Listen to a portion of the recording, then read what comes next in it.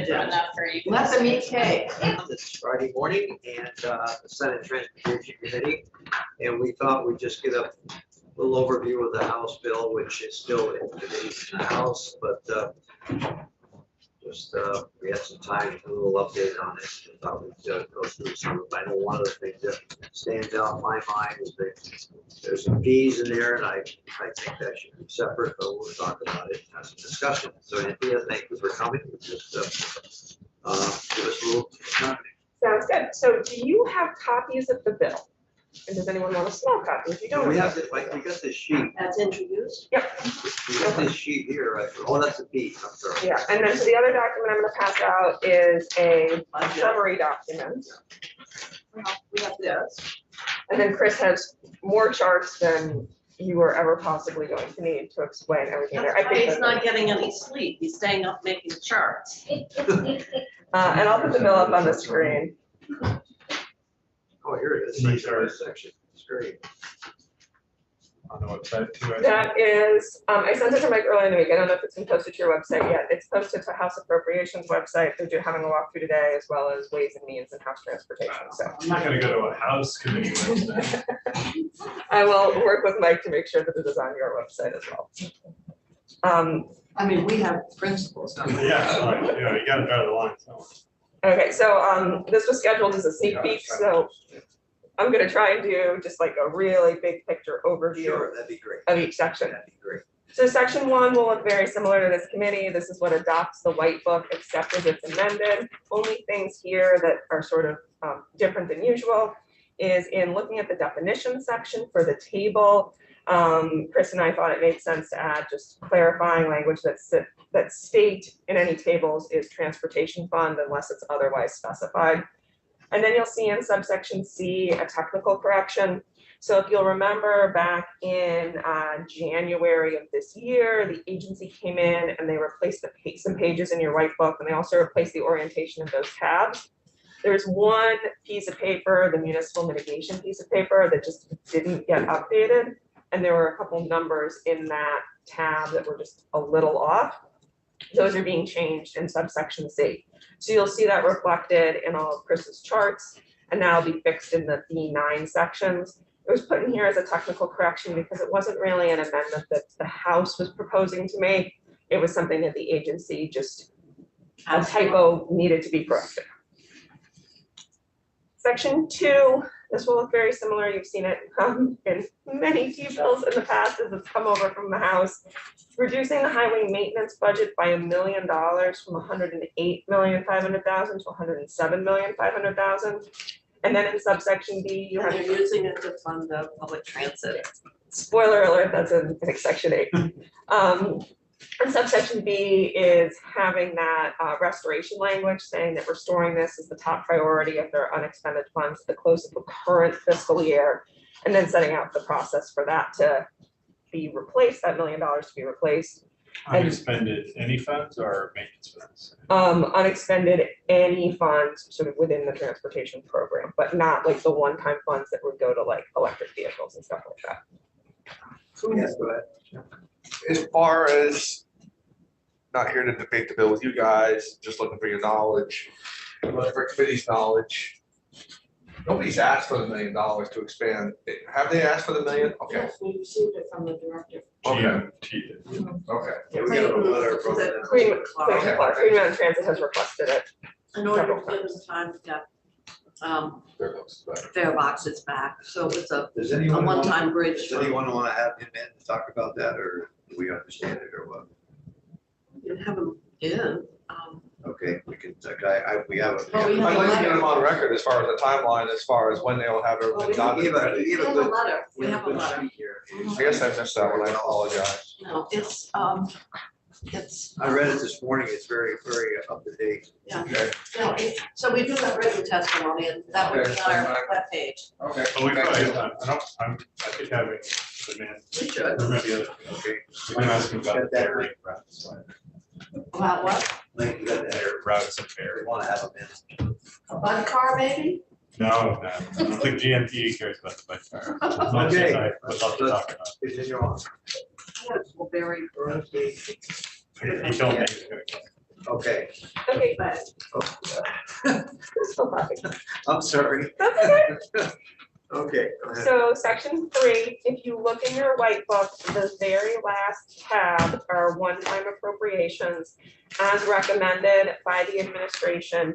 In the one-time appropriations tab, 2 projects were reflected. It was the $3.5 million for the St. Albans District Maintenance Facility that was going to be in the institutions, the capital bill. House Corrections and Institutions has taken that out. So that is reflected in this section, along with the rail trail community connectivity grants, which was going to be for grants along the Lamoille Valley Rail Trail. That is also being taken up, and that was You're taking gonna out be the general $3.5 funds. million for the St. Albans? Yes, Why? I cannot speak for House Okay. Corrections and I'm sorry. Institutions. Wait, house, they took it out? Yeah, it was from the, I'm gonna get the name wrong, the capital fund operating monies. That was sort of the pay-go. Right, so I was trying to tell you today, Peter. And this is because the original bill had the money coming from, not from T-Fund. That's Yeah, why. so this was a change that was made in the T-bill, updating the white book to reflect a change that was made by House Corrections and Institutions anticipated in the capital bill. The removal of the Lamoille Valley Rail Trail piece, that was $3 million in general funds, and House Transportation indicated House Appropriations that while it thought, and there's a letter about this, that while it thought that this was a good project, it just wasn't the year to do it because there was other money that was available. Well, it gets into looking at all the competing requests for general fund. And so Andy's having the pleasure of looking at that list, but it's over $400 million of general fund requests. So this is obviously, Above and beyond. yes, above and beyond what the governor's budget proposed. So if you move this here, then we're gonna have to consider that 3 million general fund, and just as much as we would any of the other general fund proposals for funding. It's just by virtue of falling into this bill shouldn't and can accept it from that larger prioritization of general fund needs, so. To be fair, I know what committee it should go in. Yeah, so, you know, if in fact there was money to do it in the budget, when we got done, you know, we can always add it, but we can add it to our, you know, list, but. Are you referring to both the St. Albans project and the? You know, I was talking community connection particularly the community connectivity grants. We've got grants out in so many different ways and the governor's proposed, you know, a number of them in ACCD and ag, you know, they're all over the place, so. And these connectivity grants are to help communities kind of connect to the trail to have the economic development benefits of the trail. And we, yeah, Signage, pathways, yeah, kiosks, yeah, whatever. all of that. Parking areas. That's how you're gonna fund the porta potties out of this? If a community wants to fund porta potty, I don't know that that would be the right place, because this is really more about structural improvements, not ongoing maintenance. Good, They all could right. potentially construct a bathroom that they Should maintain. Montpelier do a bathroom and say it's for the Lamoille Valley? I don't see the rail trail coming this far. You Sorry. need to go to the bathroom. No, I know. Convert all of it. Okay, Okay, so that's basically taking that one page of your white book and almost in essence like ripping it out. It's changing everything to zeros and taking out the 2 notes at the bottom. Even though the St. Albans District Maintenance Facility is not expected to be included in the House's iteration of these bills in the capital bill, and it's being taken out of that one-time appropriation section of the white book, it is being added to the transportation program with no authorization. So it's saying that the following project is being added to transportation buildings because the agency has some flexibility within like the transportation buildings program to move money around. They think they can get started with this project using money that would not be used for other projects. One of the things about this white book that's different from past white books is it doesn't have each transportation buildings project listed out. It might have been an option to say some money from this particular project is being moved to They don't have. this, but because they didn't specify it by project, there's nothing to amend in the white book. So it's just adding it to the transportation buildings program. And I think you will see it and other programs, other projects within the transportation buildings program in future white books. And maybe it'll go back to listing out each project. I think the House would be the same. Okay, section 5 is dealing with a project cancellation, which needs General Assembly approval in Sheldon, and a project addition also in Sheldon. What you do not see here, and what was included in the agency's first version of the T-bill, was the cancellation of the Bennington bypass project. So by that language not being in this section or anywhere in the T-bill, that project is not being canceled. That was not the agency's request. That is what House Transportation decided to do. And they can tell you why. Could you say that again? Yeah. Okay, so the It agency, wasn't in, so they took it out, I mean, or they put it in, you lost me. so the agency came to the General Assembly in its first version of the T-bill and said, we would like authorization, which is required under statute, to cancel 2 projects. The Bennington bypass project and the Sheldon project that you see in subsection A. House Transportation said, we will cancel that second project, the Sheldon one, but we are not willing to put the cancellation language in for the Bennington bypass project. They can tell you why. So, yeah, still in the white book. So one project will not be canceled unless you add the language back in and they agree to it. Well, is this gonna lead to this problem that the auditor talked about, and that's projects in queue for a long time and money coming in at different levels? I'm just wondering, are we actually perpetuating the very finding that we got in the auditor's report? I realize that was on paving, and this probably isn't a paving project per se, but it's kind of along the same line. Yes. In preliminary engineering or planning, and then nothing happens, and then that was a concern, something being in queue for 6 years, and then the cost obviously coming in higher. So are we kind of in an analogous way perpetuating that problem? If I Yes, may- I'm asking you, Michelle. Thank you. For the record, Michelle Boomhauer, Vermont Agency of Transportation. In this case, the southern portion of the Bennington bypass has kind of, the advancement of that will not be happening. It's a foregone conclusion. The Community and Regional Planning Commission agree.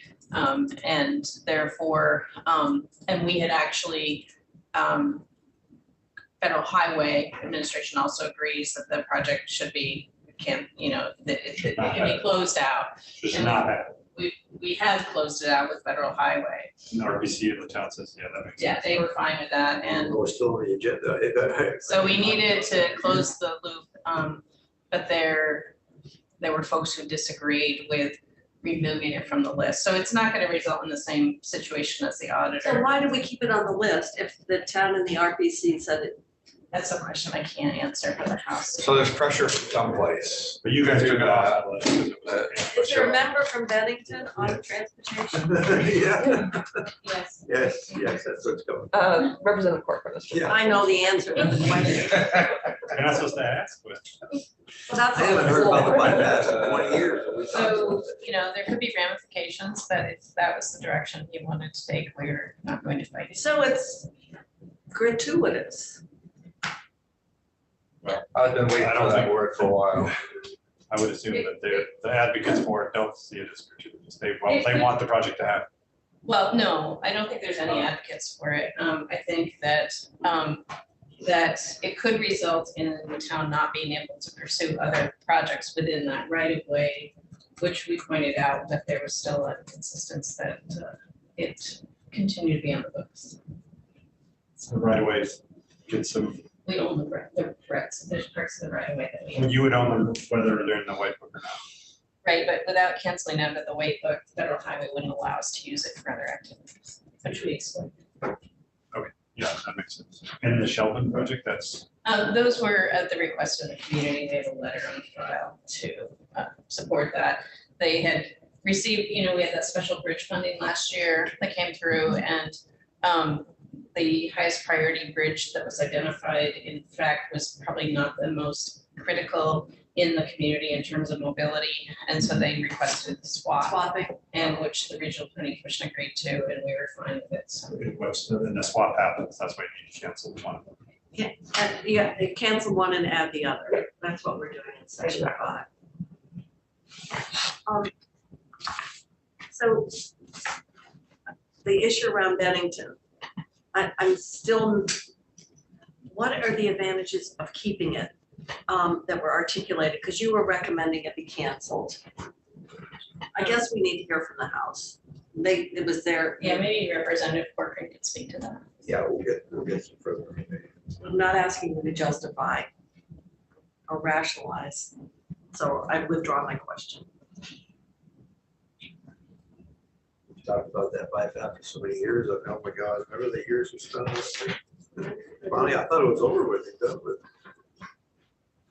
Okay, Okay, so section 6, this is language in session law that would allow the Agency of Transportation to issue grant awards under the Transportation Alternatives Grant Program up to $600,000 per grant allocation in fiscal years 2024 to 2027. The Transportation Alternatives Grant Program is funded through federal money, and under the IIJA, the amount that the state was getting for that program was doubled, and it was the agency's recommendation that the grant awards also be doubled. And one of the things that the agency included was that this would be a change to statute going forward, striking out the 300,000 in statute and instead having it say 600,000. But given the possibility that this is time limited, this approach is just saying for the years that the IIJA will be providing the increased money, and then you can make a decision at the end of that once you see if the Transportation Alternatives Grant Program is going to continue to be funded at that double Is there a level. match? Is there a match required locally as well? What is the local share? 10, 20%. 20, 80, 20? And just to underscore, this is up to, so it could still be grant awards Yeah. under 600, under 300.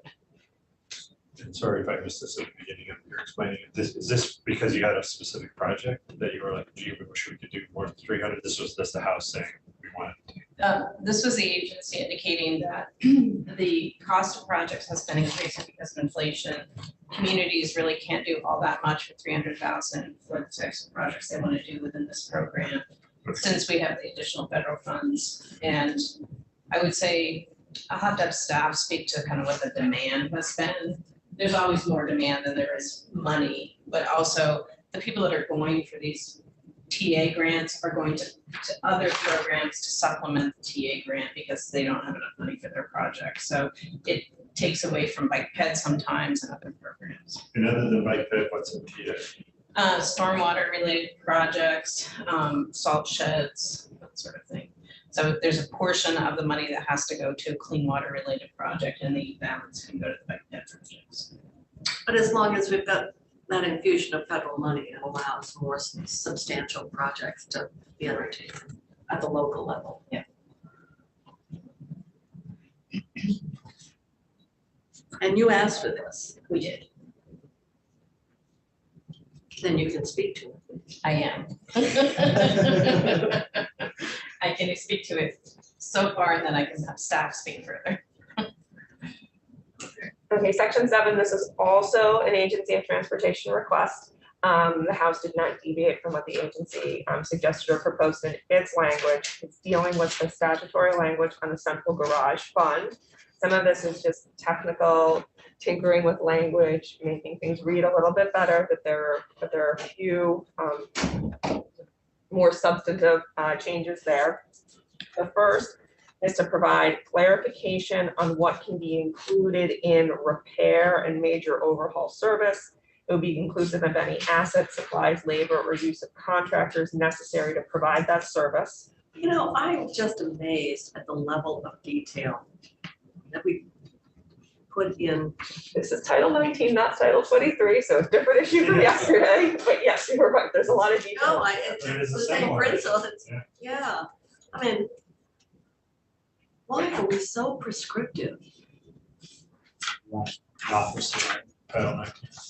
No, I think it needs to be rewritten. So you will see in subsection Summary. B, a key No, piece of, it's like a bylaws committee, right? Who wants to be on it? you'll see a key piece of prescriptive language that the agency has requested come out that's being pulled here, which is that under current law, the Agency of Transportation can't increase the size of the fleet without approval from the General Assembly. So this is getting taken out of statute. Good, I support it. I mean, talk about What the micromanagement. hell do we know about the size of the fleet? Jeez, I know. Oh, Whether they need 10 dump trucks or 3 snow plows or. Oh, boy. So continuing with the agency. I'm glad we're, it's one small step.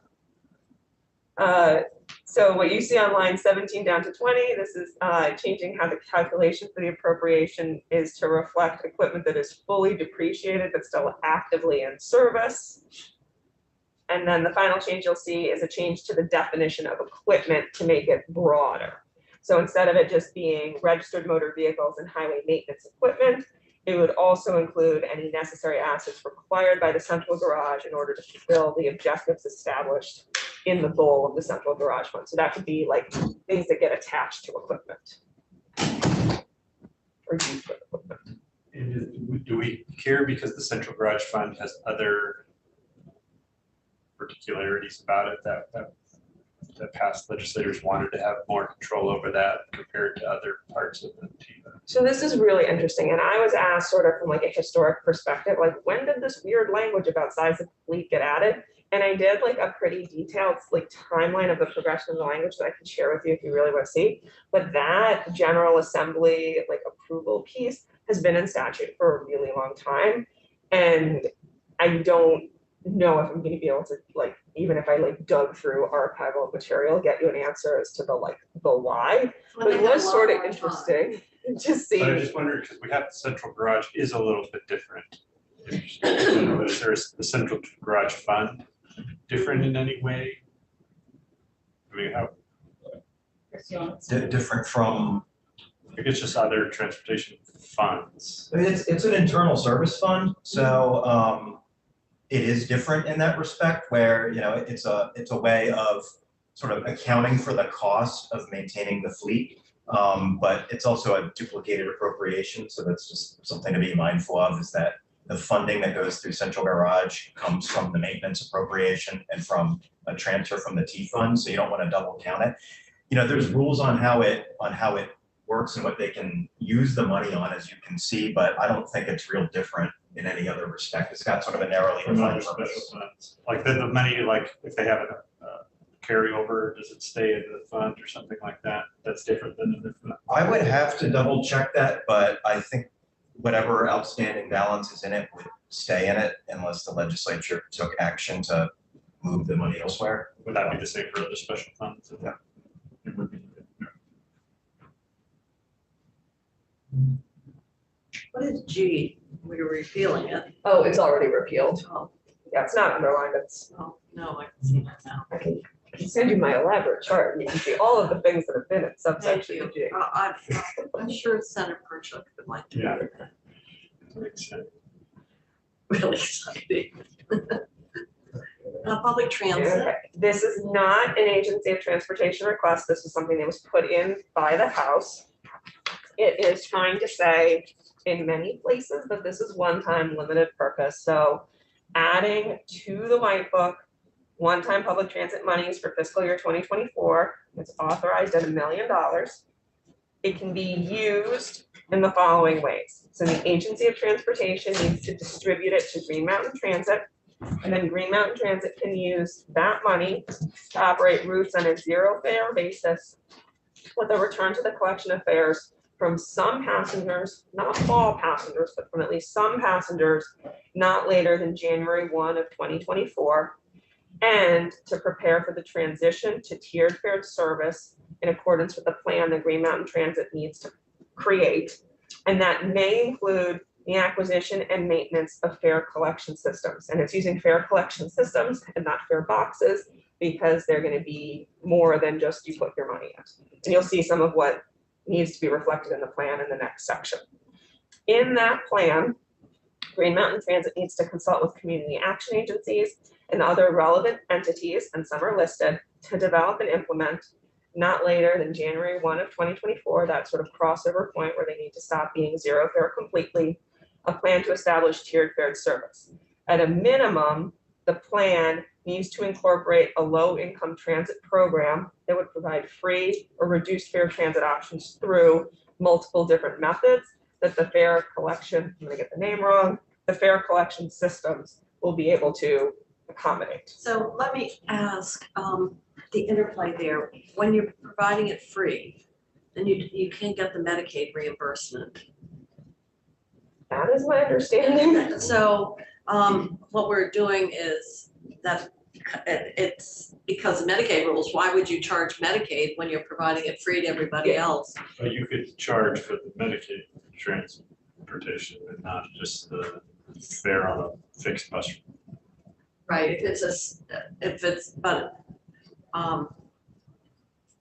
I assume. Somebody that's eligible for Medicaid just gets on the bus and goes from one part of downtown to the next. They're one. riding free. Right, but that would be something we'd get a Medicaid reimbursement for anyway, right? So my understanding, senators, is that unless there is a declaration through an appointment so that we can capture the fact that the bus driver is not going to say, oh, Medicaid person, you have to know who it is, Right. all of that stuff to get. So we are losing Medicaid dollars because of this system of fare free. Because people, if they can just as easily jump on a bus than make an appointment, they're just going to jump on a bus. Oh, because right now they have to make an appointment, even if a bus goes from their house to the hospital, they have to make an appointment to get a separate volunteer driver or somebody else to take them up. Yeah, or, Ross would have to go into the sort of nuance of like, could we actually collect the Medicaid dollars if they just jump on the bus, if they've made an appointment, or do we have to send a special vehicle? He'll have to explain that. We wouldn't lose all the money though, is what I'm saying. It's like, No. a lot of those trips would still be scheduled, like if you're going. Yeah, perhaps to a doctor's Yeah. appointment or something like that. I'm just saying that it does have an interplay in Yeah. terms of the. We would want to try to capture it if we can. And we have captured the data related to what the deduction is currently based on the duration of the fare free program, and it's significant. So hopefully we can come in and talk about that. So the final details on the plan, an interim draft of the plan needs to be provided to the House and Senate Committees on Transportation by October 1, and then the final draft of the plan on or before December 1 of 2023 for implementation on January 1 of 2024. Section 9 requires the Chittenden County Regional Planning Commission to consult with the Vermont Public Transportation Association and the Vermont League of Cities and Towns to expand upon a financing study that they did in December of 2021 that had statewide applicability, not just Chittenden County applicability, to provide a written recommendation on what could be a dedicated funding source for the local match required of public transit providers operating throughout the state. And that recommendation needs to come in not later than December 1 of 2023.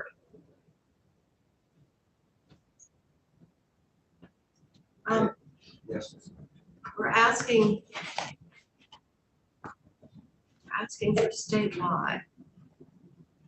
But we're using the recommendations from Chittenden County RPC. Yeah, so on an earlier iteration of this language had the Agency of Transportation making the recommendation. The Agency of Transportation can speak for them, and they're here. They can tell you that they didn't think that they should be the one to make the recommendation.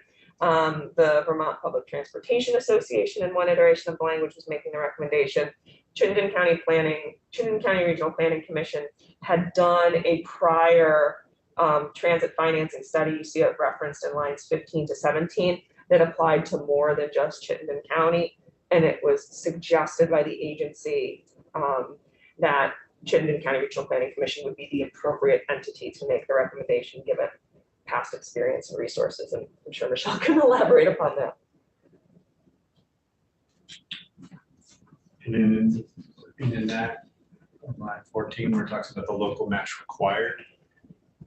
What local match is required? Like what requirement is that? I'm not gonna be able to do that question justice with my answer. I think you would probably need to hear, I don't know if Michelle can answer it or Ross or. I can, I gotta move out of Madam Chair, I'm downstairs. Sorry. So there is a local match required that the public transit entities have to bring, and oftentimes they'll go to their select boards, to these select boards in their region to get on the ballot for money. Right. Sometimes they'll go to the institutions in their region, like Dartmouth Hitchcock, and So who's the requirement? You're requiring it, federal requirement? Where's this? So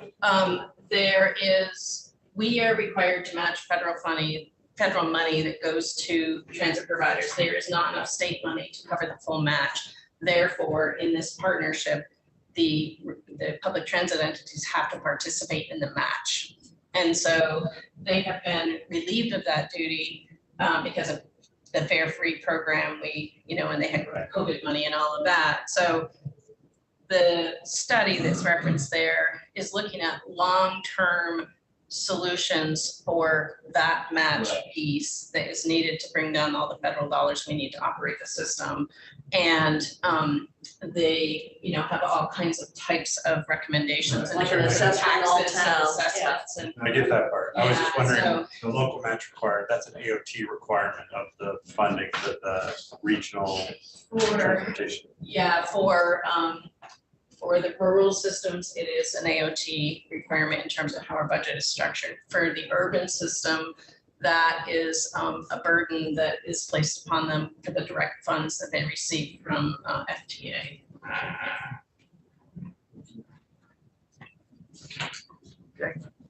Okay, section 10 is pretty technical. If you look in your white book, you'll see under the public transit program, a line item that's $905,000 for Go Vermont. That covers $500,000 for the MTI, the Mobility and Transportation Innovations MTI grant program. This is just splitting that line item to provide a little bit more granularity and transparency to say $405,000 is for Go Vermont, $500,000 is for the MTI grant program. It's not changing what the agency said it was going to do with that money. It's just providing transparency on the fact that there are two things lumped into that one $905,000, and it takes multiple charts to do that. And the Go Vermont, that does more than like the website. What else is within the Go Vermont program?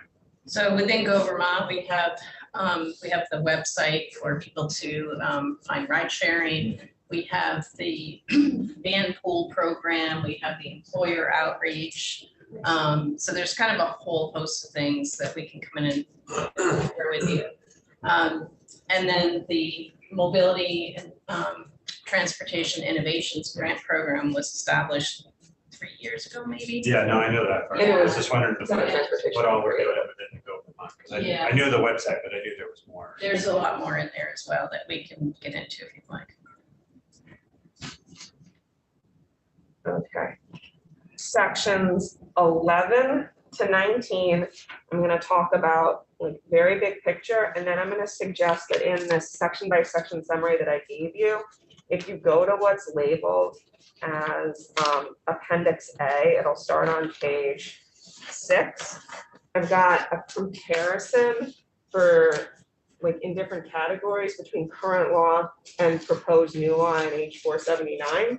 This was all done by House Transportation. So it was the recommendation of the Agency of Transportation that the existing vehicle incentive programs, the ones that have been ongoing, the incentive program for new BEVs, Mileage Smart, that's the one that's done through Capstone, not through CES, and the Replace Your Ride program, that those be taken out of session law and codified as a chapter in the Green Book.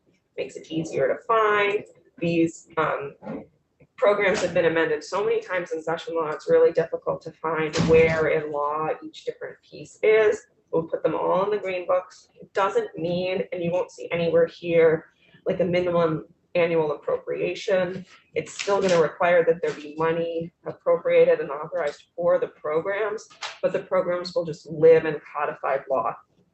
In the agency's recommendation, those 3 programs, along with a new program called Electrify Your Fleet, would be codified. It did not, in the agency's recommendation, do anything with the sort of limited iterations there have been of the e-bike incentive program. What this language does is in sections 11 to 19, it repeals from session law everything related to the incentive program for new PEVs, Mileage Smart, and Replace Your Ride, and it codifies those 3 programs. And then it includes in session law more money for a modified version of the e-bike incentive program and money for the newly created Electrify Your Fleet program, which would be available to municipalities and entities in Vermont that maintain a fleet. And it makes changes in some of the income eligibility. You'll see that Senator Parks with the chart that you're looking at that shows the 2 side-by-side charts there.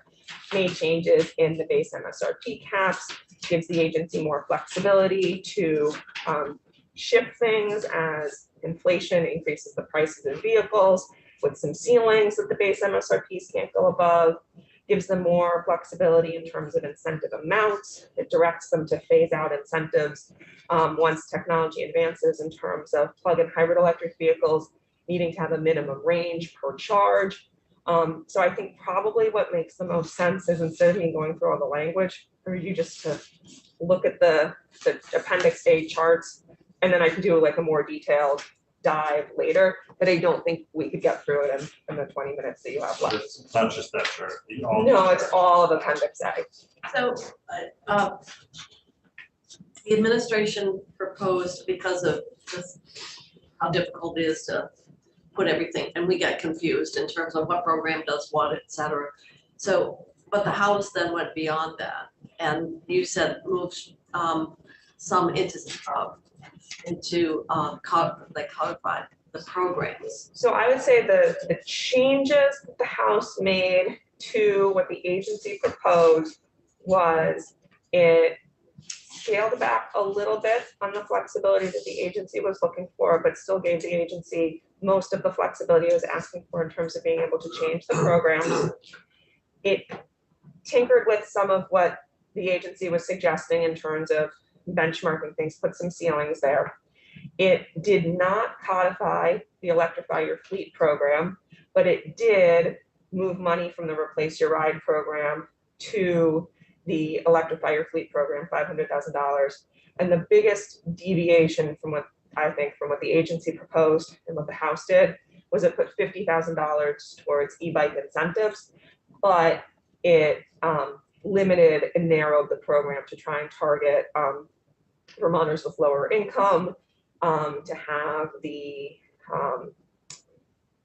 there be more of a showing that was going to lead to a reduction in trips being taken by a car, to eliminate the ability to get a rebate if you just bought it from an online retailer, needing it to be from a participating retailer like a brick and mortar location. And I would say those are the biggest deviations. There is a lot of language that the agency recommended around kind of enhancing the reporting that would come back to the General Assembly. The House kept all of that in. It preserved the approach that's been used in the past about what can be used for administrative costs, and that there needs to be outreach and marketing. I don't know if Michelle would disagree with that assessment, but I think that's sort of, if you're looking for big areas of deviation, there aren't a lot, and those would be them. In the end, the agency supports what was done here, Yeah, other than the e-bike monies. the 50,000. What do we, You want how zero? long does that go anyway? Does that go forever, that e-bike? Yeah, they, Oh, well, it needs to be recharged. it's in session law. So nothing is restricting the legislature's ability to change these programs. I know that's, we can do whatever we want to do, I guess, but nothing's making it harder for us to change the programs as times change or anything like that. It is, I would say what this language does is it makes it easier for the agency to make changes to the programs, but it doesn't eliminate the General Assembly's ability to change the programs or to eliminate the programs outright, or to choose not to appropriate any money for the programs despite the fact that they're in codified law. because things change. And we have to be able to be reactive to that. And, okay, so I'm good. When you said accept the e-bikes, what did you mean? A dollar amount or something else? There was no funding proposed in the governor's budget for e-bike program, And where do they move it from? the Replace Your Ride program. So if you think back, there have been 2 rounds of appropriations and authorizations for Replace Your Ride. I believe the first was $1.5 million and the second was $3 million. The second one was in the last T-bill and big bill. And in the Budget Adjustment Act, we pulled $100,000 from that for e-bikes. This would take an additional $500,000 from that for the electrify your fleet. $500,000 for electrify your fleet, agencies request, and $50,000 for e-bikes. So it's taking that most recent $3 million, and that $1.5 million hasn't been fully depleted. The most recent $3 million, reducing it by 100,000, 500,000, and then 50,000. If I do my math, that's 2,300 or 2,350,000. 2,350,000. Replace Your Ride is, help me on that. That was So the that's- capstone, Zoom case. Okay, okay. So I was wondering it's if we not, Yeah, can we have them in there again? I was just thinking of all those programs again as far as. We did have a sheet that was done a couple of years ago Go ahead. that described all of these, and Right. I have it at home. So But confused. Yes, go ahead. Last year, give them Souvenir program, can we give her another reason? Well, we that's gave it to mileage you. smart. That's Mileage smart, Smart, okay. Yeah, I just wanted to clarify for the record that the Mileage Smart program was the one that Capstone had originally worked on and assisted the committee with coming up with language for. And the Replace Your Ride program is one the administration brought forth 2 years ago. And is That's like the cash for clunkers. cash for clunkers, sort of. So if I were not to be replaced by another clunker. If I were to describe each program in a sentence, incentive program for new PUVs, income eligibility based, purchase or lease a new plug-in electric vehicle. Mileage smart, income based to purchase a used high efficiency vehicle, but it doesn't need to be a plug-in electric vehicle. Replace Your Ride, both behavior and income eligibility based, and you need to like trade in, but it then gets scrapped, an older inefficient vehicle, and then you get sort of a suite of options to replace it with, and it doesn't necessarily need to be purchasing a car.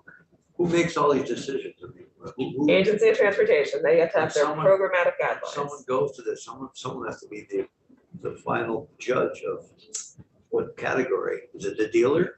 No, so we have a program administrator who has set up, all kinds of program guidelines, and you have to meet the guidelines, you have to attest to the fact that you're meeting the guidelines, you have to come with your vehicle and turn it in. It's quite a process. I was gonna say, it's a slippery slope there. What determines one from another? If the car is good, this, no, But you have a contract, like SEA is doing that or somebody?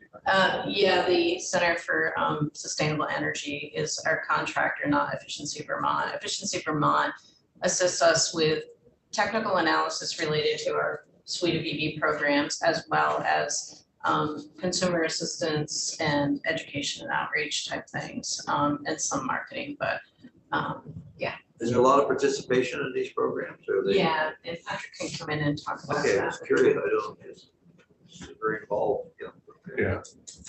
All right, go ahead. Okay, so I'm gonna skip ahead then to section 20. But I would still like to have Mileage Smart come in and do this. Okay, I like that. detail, Mike. Yeah. Yeah, you know those better. Mike will give you the names later. That would be helpful. Thank you. Okay. Okay, so section 20 is going to be on page 34. Sections 20 to 23 all go together. It is not changing anything about the law now. It is authorizing the agency to get a federal grant It's authorizing the local match for the first year for the federal grant.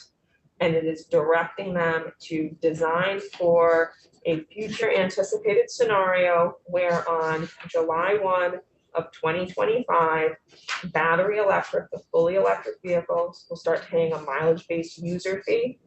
Plug-in hybrid electric vehicles, the ones that use gas or electricity, will start paying an increased registration fee, and nothing will change about internal combustion engine vehicles.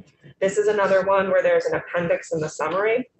And I think that probably this is also something that's too big for us to get through in 10 minutes, but I would suggest looking at the language in the summary document and the language in the bill too. But then also this chart explains like what the current law is in the top part and what it's anticipated to be on July 1 of 2025.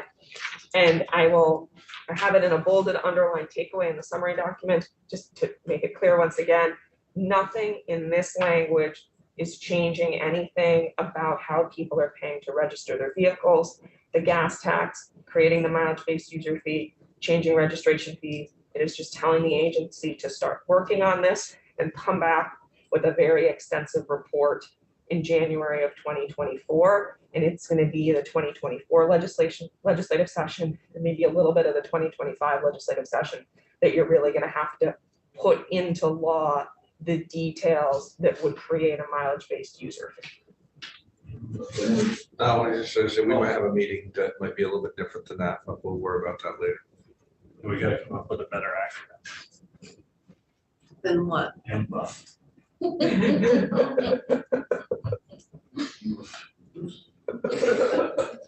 It's a French thing. We, Okay. And this is the same as was proposed by the administration. No Yes, change. there really have been no changes in House Transportation or House Ways and Means. Okay, section 24. This is capturing in session law a lot of the work that the agency is doing in order to have its federal carbon reduction program plan that needs to be finished by the end of the year. Actually, I heard that being talked about on the radio this morning. And to get money under the Protect Formula program, and that is an acronym that stands for Promoting Resilient Operations for Transformative, Efficient, and Cost-Saving Transportation. Somebody must have spent hours trying to put the words to go with. Down in DC, I think they have a whole like. I think so. group of Can we, it. can we have a study committee on that? Yeah. So section 24 is requiring the agency to do a lot of the work that the agency said they were going to be doing with respect to sort of figuring out what emissions are going to be possible through the white book and how to change that, and if there can be a potential funding source for enhanced initiatives. Section 25 requires that that information be reported back to the General Assembly, a draft written report in October of 2023, and a final written report January 15th, 2024 to both of the transportation committees. And that would need to include a recommendation on any changes to some of the codified law in the opening portion of Title 19 with respect to some of the policy language that the agency has. Going back to the other on the mileage-based user fee, we got a letter of complaint, and I don't know in the language there that you scroll through around who was involved in the discussion.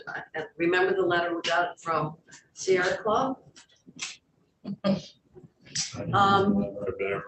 Yeah, and We had a very extensive remember that? 18-month process to, and I can't specifically remember if Sierra Club was at the table. It was a public process. It involved an advisory committee and public meetings. Whether or not they recognize those were going on or not, I'm not sure, or whether they played a role or not. What you looking for? Yeah, that's exactly right. However, the initial, It said the regressive fees on electric vehicle drivers. yeah, What's regressive? Maybe our gas tax is regressive. I I think mean, so. I think, because we all pay it regardless of income. So anyway, we got this letter. Yeah, I can't speak to where they were in that first process that laid the groundwork for the direction that we are recommending we head in terms of using an odometer-based system.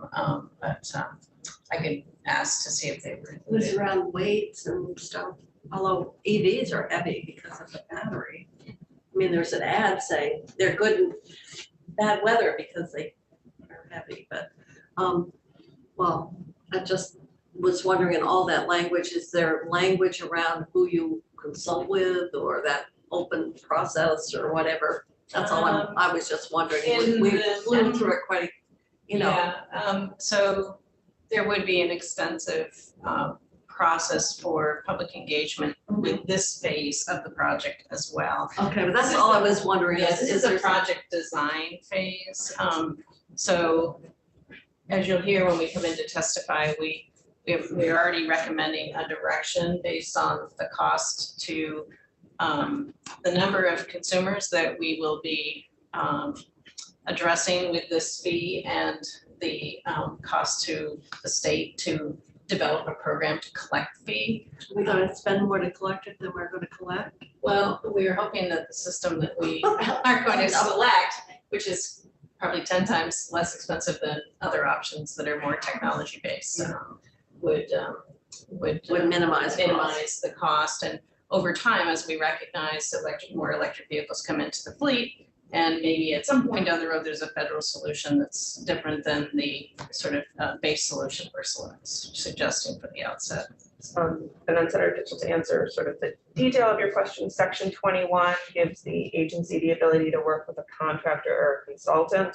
And section 23 is the reporting requirement, and it's on the Secretary of Transportation and the Commissioner of Motor Vehicles. And it doesn't require public outreach or involvement prior to that or consultation with, and you certainly could put language in requiring minimum public hearings and stuff like that. They That'd be recommend, fine. they recommend taxing SUVs, but they cost more damage. Every vehicle requires an SUV these days.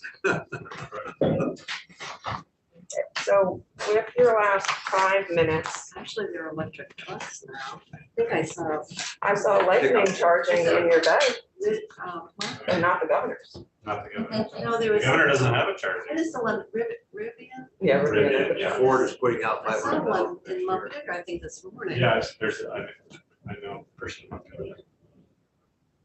You saw what?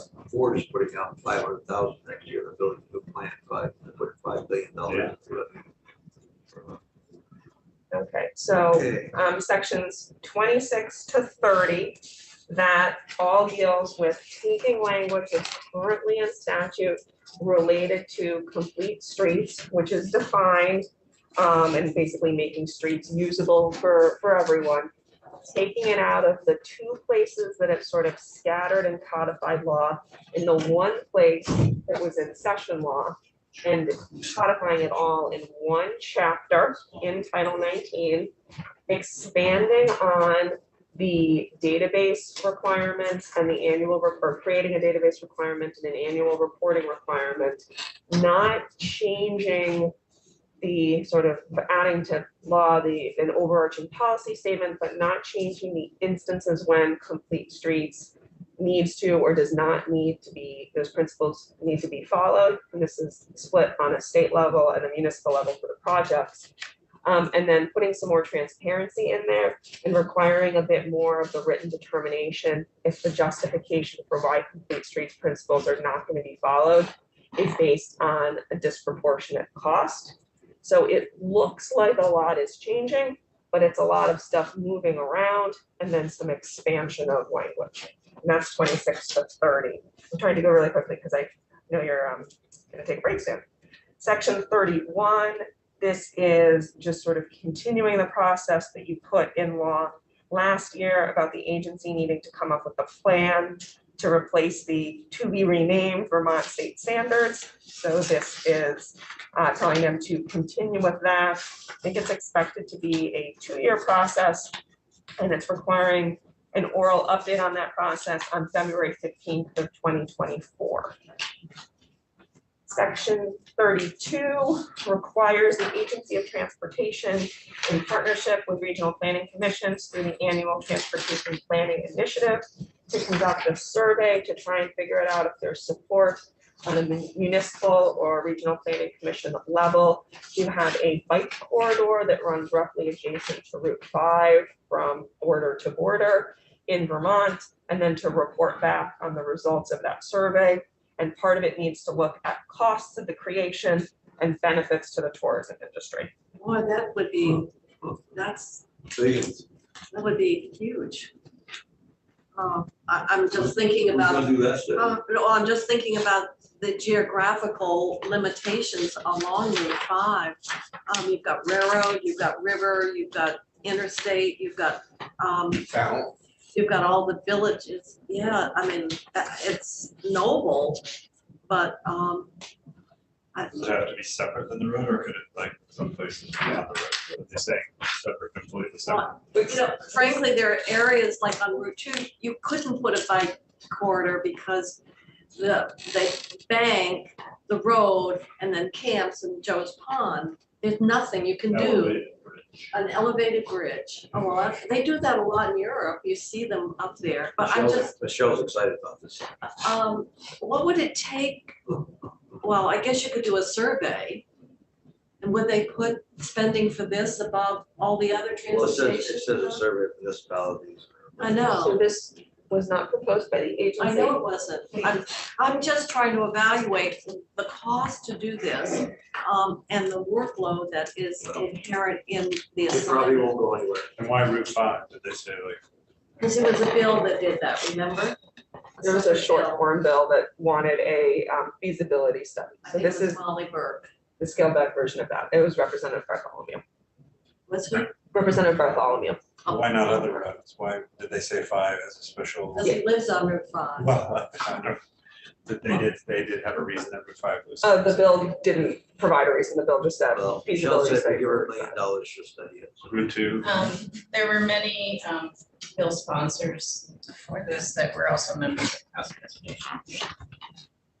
Oh, yeah, Representative Bartholomew is the primary. So Right, I just wondered why Route 5 and not another, there's other roads. that you can like do. Route 2 or Route 4, for example, major connectors as well. Route 7, yeah.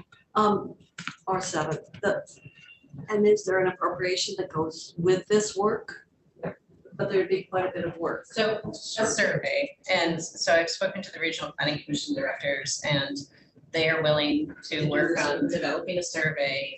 You get straight to the point, Senator Kitchell, when you talk about would the regions want to prioritize working on this type of effort over other priorities they've established over the years, and how our prioritization system works and how ideas become projects. Everyone's gonna have a different opinion, every time you talk to them about that. Just runs the stand of the state. Yeah. What is the total mileage from Mass border to the Canadian border? 190 miles. 190. I only know that because it's been in the bill. Wow.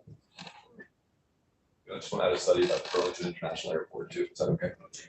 I think we could study that again, but it's kind of like rail studies, they seem to come and go. Trying to be funny, but it just, yeah, I agree. This study, maybe we should consider it a little more. Well, Well, we'll have time to talk. it's just a survey. This is just a Not run study, through. Just a survey. Okay. And you can design the survey.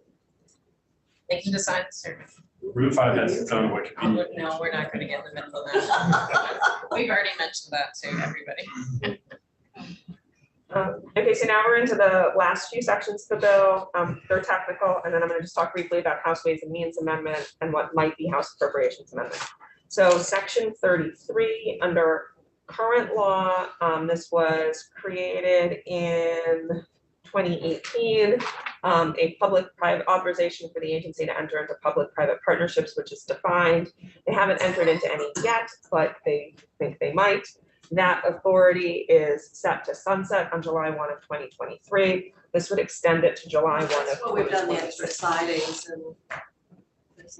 So Didn't, where we had private owners and the railroad sidings. Yeah, we have An an example of three-way program for rail that actually doesn't require, or we haven't had to use the same framework that we stood up to initiate this program. We developed on our website that would allow us to do more complex projects beyond the three-way program. And they just, none have arisen at this point. And one thing I will say that within the language that would be extended until July 1 of 2026, there's a reporting requirement. So if they're going to do a public-private partnership, you will need to hear about it, and that will give you information about what you would want to do with this come July 1 of 2026. And the agency's original proposal was to repeal the sunset, sort of like what you were talking about yesterday, and House Transportation decided instead to extend the sunset by 2 years. I think if it has merit, you want the flexibility to do it. I don't know, why do we? You ready to move this out today? No. Are you ready to report it? Okay, section 34 repeals 2 pieces of law. One has to do with the transportation board being involved in the connection of passenger trains. That is preempted, so the law should be removed. The other one probably should have come out of Title 19 last year when you moved all of the covered bridges language to Title 23. So what is covered by 19 VSA section 314 is now either in Title 23 or in Title 24 for municipal authority to regulate things and put things to a vote. So this would repeal both of those sections. I'm going to pause in my walkthrough of the bill as introduced and mention that House Ways and Means approved an amendment yesterday that would slot in right here between lines 2 and 3, new sections 35 to 76. They would be effective on January 1 of 2024, and they would increase all of the DMV fees that were last increased in 2016 by an inflation factor of approximately 20%. It would be rounded to the whole dollar, except for truck weights, which are not rounded. So I expect that after a debate on the floor, when this bill comes to you, you will see that language between sections, current section 34 and current section 35. The reason why it's being inserted before section 35 is section 35 has to do with converting or establishing new positions. It's sort of expected that House Appropriations is going to include this in the big bill and is going to outright delete section 35 from the T bill. Then your effective dates. Everything takes effect on passage, except for some authority to modify the e-bike incentive program prior to the July 1 effective date, which we'll talk about in more detail when we do the incentive programs, and the extension of the sunset. Those would take effect on passage. The fee language would take effect on January 1 of 2024, and then everything else would take effect in July 1 of 2023 to align with your fiscal year. That's what I think the bill is going to look like when it leaves the House, but who knows? Yes. Is there a fiscal analysis on the fee bill? There is, the fiscal note is posted on the legislative webpage under the bill number, both versions, the as introduced by the Transportation Committee version and the Ways and Means version. There is also in the appendix and a link to it, a big spreadsheet that shows you the changes fee by fee. For a full year of collections, we would expect about $21 billion a year of additional revenue for the partial year for FY24 if they were to take effect January 1. My preliminary estimate is $8 to $9 million of additional revenue, and that accounts for some seasonal variation and some sort of known noise in the data. So it's sort of a conservative assumption. And that 8-9 is spent, like they budget for that? Not in the bill as introduced in House. I think the intent would be, or the thinking would be that, at least in the House version, well, the House version doesn't rely on additional revenue to balance. Additional revenue that would be generated would be available to help with match needs in future years to draw down the federal funding. I don't know how to look at House bill stuff either. Yeah. So here. It's like that first one right there. This one right here? Yep. There you go. And we can get all of the summary documents and everything from Mike to post to your page too. Thank you. Yeah. You're welcome. That's all. Okay, thank you. I covered this. Get up this morning off. I know, as Anthea was saying, we were finishing at 10. Oh, I can stay if you want me to. I figured an hour was sort of like a. About all we could stand. Yeah. There's a little time to regain our mush. It's a lot to do, like what ends up being a 70 some odd section bill when you have the fees in there and any single Sunday. Jane, would you like to share another piece of cake with us? No. Uh, It was